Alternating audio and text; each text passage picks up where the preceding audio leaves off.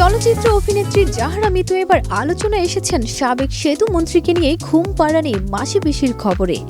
সম্প্রতি দেশের একটি গণমাধ্যমে খবর প্রকাশ হয়েছে, আওয়ামী লীগ সাধারণ সম্পাদক ও সাবেক সেতু মন্ত্রী ওবায়দুল কাদেরকে ঘুম পাড়িয়ে দিয়ে আসতেন অভিনেত্রী জাহরা মিতু।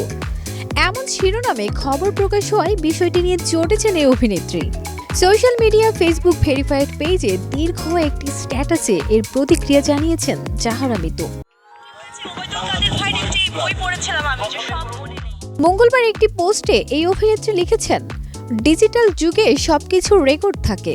আমার বাসা থেকে বের হওয়ার সিসিটিভি ফুটেজ যেমন থাকবে, তেমনি আমি কোথাও গেলে সেটিরও রেকর্ড থাকবে, কল লিস্টেরও রেকর্ড থাকে।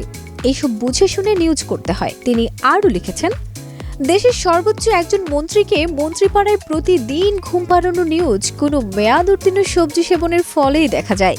এর থেকে হাস্যকর নিউজ আমি আমার বাপের জন্মে দেখিনি, সত্যিই দেখিনি। তিনি বলেন, এত হেসেছি আমি নিজে, মানুষ আর কতটুকু হাসবে। কোনো সোর্স নেই, আমার বক্তব্য নেই, কোনো প্রমাণ নেই, আর আমার নাম ডিরেক্ট লিখে দিলেন। জাহরা মিতু বলেন, একজন রাজনৈতিক ব্যক্তির নামে ভিউ বাণিজ্যে এতটা নিচে নামলেন। একবার ভাবলেন না মেয়েটা আসলেই কোনোদিন ওই ভাইয়ের সঙ্গে একা দেখা করেছে কিনা? তিনি বলেন, খবর নিয়ে দেখেন ভাইয়েরা, এটুকু একটু বের করেন প্লিজ। তিনি বলেন, নিজেদের সাংবাদিক দাবি করেন, সত্যিই দাবি করেন, আজ থেকে আর কইরেন না। আমি চুপচাপ আমার মতো থাকি, থাকতে দেন। কবি তো নীরবই ছিল, মুখ খুলাইলেন কেন? ঢালিউড অভিনেত্রী জাহরা মিতু 2017 সালে মিস ওয়ার্ল্ড বাংলাদেশ প্রতিযোগিতার মাধ্যমে শোবিজ অঙ্গনে প্রবেশ করেন। উপস্থাপনা থেকে টিভি নাটকও করেছেন এই অভিনেত্রী।